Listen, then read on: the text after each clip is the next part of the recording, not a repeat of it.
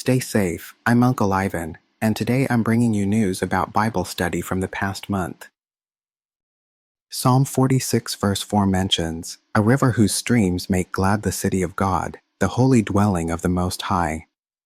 The Israel Antiquities Authority, IAA, and the Weizmann Institute of Science, collaborating through radiocarbon dating and stratigraphic analysis, have dated the massive dam near the Pool of Siloam in the city of David to 805 to 795 BC, during the reign of King Jehoash or Amaziah of Judah. This indicates that a large-scale urban water conservancy project was already in place by the First Temple era to cope with drought and flood cycles. Their findings, published in the Proceedings of the National Academy of Sciences, PNAS, provide archaeological timelines for related records in the Book of Kings and the Book of Chronicles.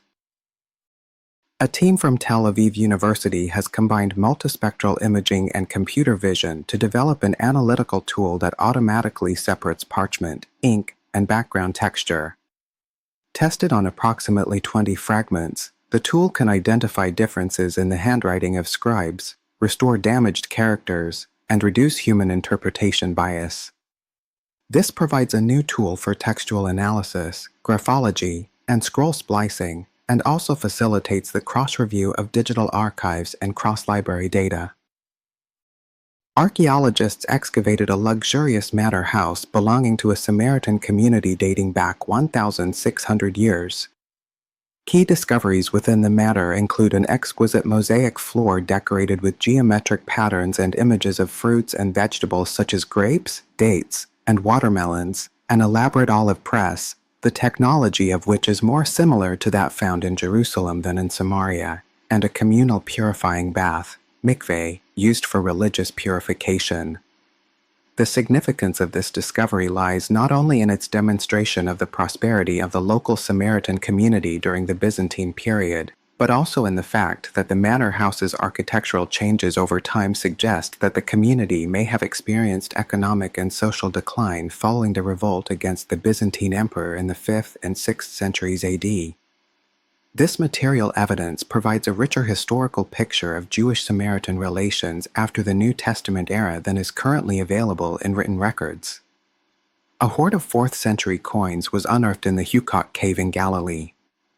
While specific details, such as the number of coins and denominations, remain unrevealed, this ancient Jewish settlement is linked to Jewish resistance under Roman rule. This discovery provides new physical support for written history, connecting abstract historical narratives with concrete archaeological discoveries, allowing us to gain a more comprehensive understanding of the historical situation and resistance of the Jewish community at the time. By integrating these findings into a framework, we can see that the value of archaeology lies in concretizing grand historical narratives. Both the luxurious Samaria manor and the Jewish coin hoard provide incorruptible historical fragments, further nuanced our understanding of the ancient world. Continued excavations, supported by the Abu Dhabi Department of Culture and Tourism, have unearthed stucco crosses and liturgical artifacts from the monastic complex of Sir Bani Yas Island dating back to the 7th and 8th centuries.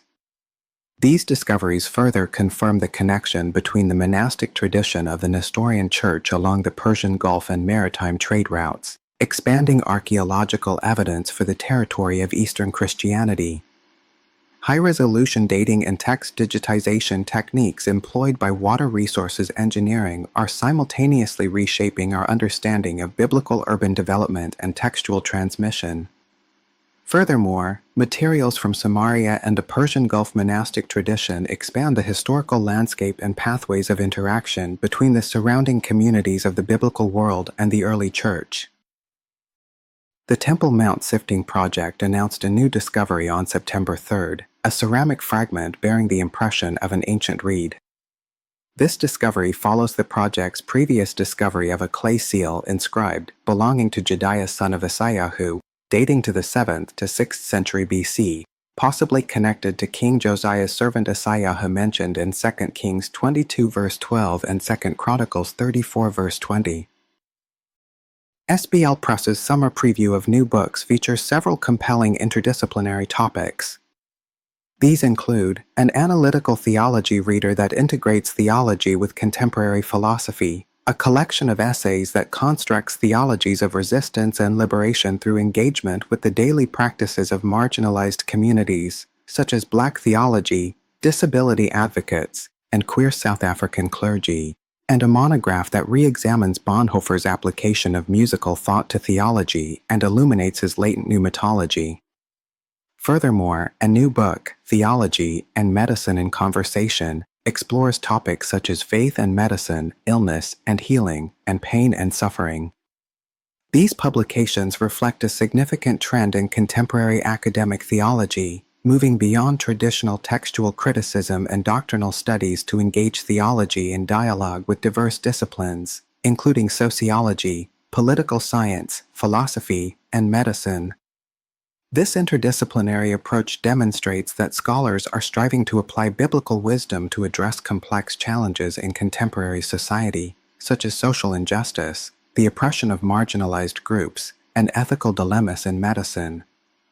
The selection of these research topics demonstrates the vitality and social relevance of biblical studies, and shows that the academic community is consciously shifting its research focus from inward-looking textual exploration to outward-looking applications that interact more strongly with the real world.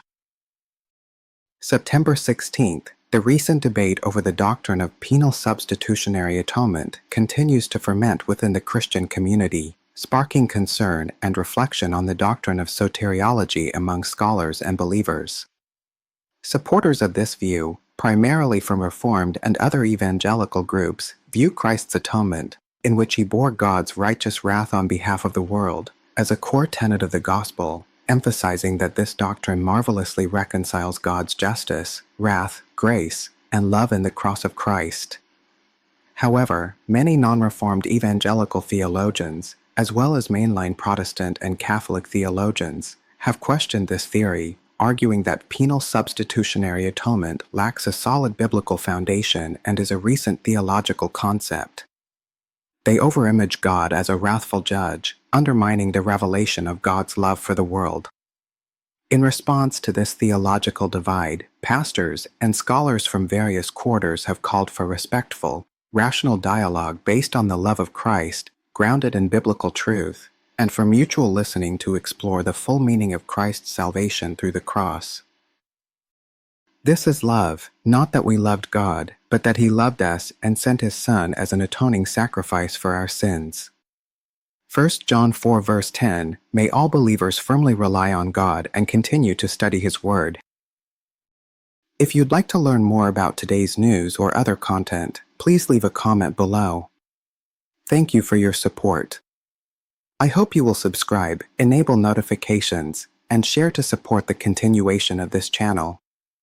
To learn more, you can also visit my Patreon. Let us learn about God, reflect on faith, and live out Christ together.